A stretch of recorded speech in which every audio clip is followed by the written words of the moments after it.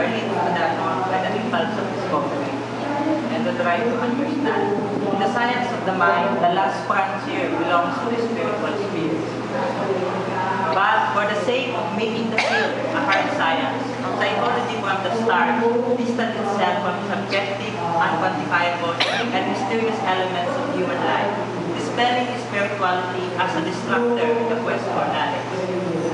Due to positive and powerful effects of spiritual beliefs to health and well-being, there is an upsurge of interest among spirituality in spirituality of counselors and scholars. Global surveys indicates that the Filipinos are the world's most spiritual people. Spirituality impacts the counseling dynamics in the local context.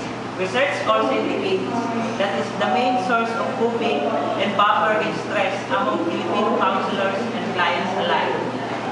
Yet, there is a little research on the spiritual dimension of Filipinos from the psychological lens. To quote a British navigator, here was a little known region. It beckons us to come and explore. Spirituality needs to be defined first operationally, so that it becomes a meaningful scientific investigation and pave the way for the integration of spirituality into counseling. The main quest of this study is to explore the implicit theories of spirituality by harnessing innovative methods. Using multiple types of research data, we envision to push the boundaries of knowledge on spiritual things. Today, I am going to present to you two parts of my large research on Filipino spirituality. The first study is a consensual, qualitative research. We harness the consensus of multiple researchers in order to construct findings. Using proportional quota sampling, we have 17 counselors and 17 clients belonging to diverse range of institutions. As for the instrument, we use interview guide in order to assess the implicit theories of spirituality by asking the respondents how do they define spirituality and describe the characteristics of a typical counseling interactant whom they consider spiritual. As for the data analysis, we followed CQR guidelines wherein 3 researchers examined the data independently and reached consensus on their interpretation. As to the validity checks, we utilize the following. Here are the results and discussion of study 1 as to the definitions of spirituality. As you can see, transcendent belief and connection has the highest number of endorsement among counselors and clients alike. Greater belief and connection with oneself is only unique to the clients. Here is the figure discussing or showing the various definitions of spirituality given by both respondents. As you can see, self-confidence and self-awareness is only unique to the clients. The responses can be viewed as overlapping dimensions rather than different definitions of spirituality. Thus, spirituality is a multi-dimensional construct.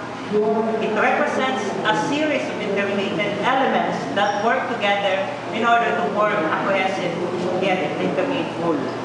For example, based from the responses, spirituality can be defined as one's relationship with God, which entails linked with a religion, and commitment with sets of values that regulates relationship with others. The relationship with God and others in turn provides the path by which an individual gains meaning in life. Here are the results of discussion on the characteristics of spiritual counselors and clients. The characteristics of both spiritual counselors and clients reflect the definition of spirituality given by both respondents groups. Our spiritual counselor or client is someone who actualizes values, links with God, manifests faith, uses spiritual coping, lives with meaning, and values social connection. The findings or the traits of both spiritual counselors and clients alike strengthen the results on the conception of spirituality. Based on the data that were analyzed and categorized, the researcher constructed a Philippine model of spirituality in various dimensions. Now let's proceed to study 2. Here, we use photo elicitation study. It involves introducing photographs into the research interview in order to shift the verbal data to the visual data in terms of representing the conception of spirituality among two respondents group. We also utilize multiple case study, intensive analysis of few but information-rich subjects in order to provide a better picture of the phenomenon. As for the sampling, we use purposive sampling for counselors and certain clients. Their selection was based on this criteria. They should manifest the phenomenon. Second, their selection was based on ensuring multiple perspectives. Here are the aliases of the counselors. As you can see, they belong to different religions, counseling experience, civil statuses, and school types. Here are the aliases of the clients. As you can see, also they belong to different religions, course major, year levels, and finally, school time, because we want to ensure multiple perspectives. We also, as for the instrument, we use photo elicitation materials. These are photos taken and submitted by the participants in order to represent their meaning of spirituality. We also utilize research diary because we want to extract information from the respondents about their specific experiences related to the manifestation of spirituality. Since spirituality is very hard to observe, very subjective, the only way to go in order to access them in their natural and spontaneous context is through these diaries. And finally, we use follow-up interviews in order to focus on the diary entries in the application and further illustration. As for the data analysis, we conducted thematic analysis. First, cases were analyzed individually, and then they were subjected to cross-case comparisons. As for the validity checks, we utilize the following. The results that emerge in study 2 basically reflects the results that emerged in study 1. Here are the representative photographs of team 1, belief in and relationship with God. Here are the representative photographs of team 2, engagement in religious and spiritual disciplines. Team 3, 4, 5, 6, 7, and 8. As to the summary of the conception of spirituality among spiritual counselors and clients, one's belief and connection with God has the highest number of endorsement. So all of the counselors and all of the clients endorse it.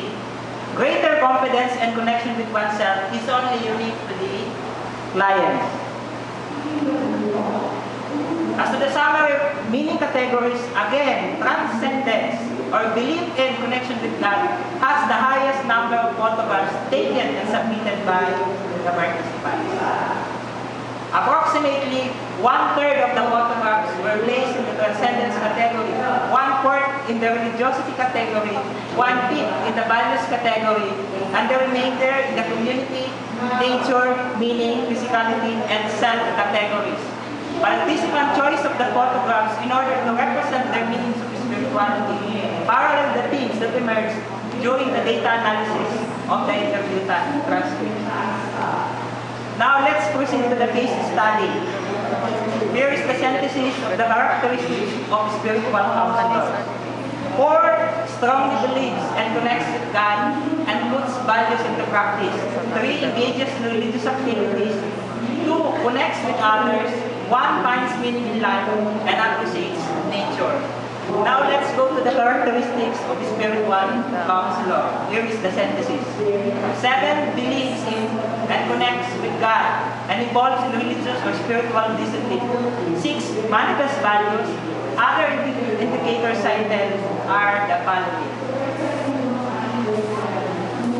So the summary of the characteristics of spiritual counselors and clients. All of them strongly believes and connects with God. Believing in oneself and connecting with one's inner power or the universe is only unique to the clients. The characteristics of the cases studied bridge the gap between the language and the experience, between what they articulate and what they manifest. They embody the definitions of spirituality. The results in Study 2 echo the results in Study 1. The combined description of the spiritual counselors and clients sums up the findings of Study 1. The implicit theories of spirituality are lived out or embodied in the cases mentioned. As to the conclusions, Filipino conceptions of spirituality are still grounded in the faith traditions. Specifically, religious or theocentric worldviews still pervade their views of spirituality. Transcendence or belief in and connection with God is the single most important element of spirituality. In addition, Filipino spirituality have more unity with Eastern cultures as depicted in the holistic framework wherein one's spirituality is always connected with one's physicality. For the recommendations, all the clients share many definitions of spirituality with them.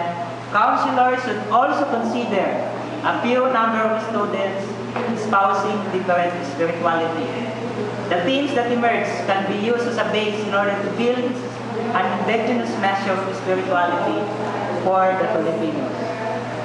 As a last quote, I'd like to mention George Mallory. He blazed the trail in climbing the world's highest mountain. He led me an expedition to the Himalayas, mapping it for the first possible human conquest of Mount Everest. In his fourth attempts after failures, he disappeared, and his body was only found 17 years later. Questions continue to be raised whether he reached the summit or not, whether he was on the way up or down. Yet, months before he vanished, he was asked by a reporter, "Why do you want to climb Mount Everest?" His answer was very simple, yet so powerful. Because it is there. In the same manner, the soul is part of the vast complexity and the full richness of the human life. It is there. It is the highest peak that science can mount up. It is psychologists' Everest that we must scale with awe and respect. In doing so, we can truly say psychology is indeed a study of the soul.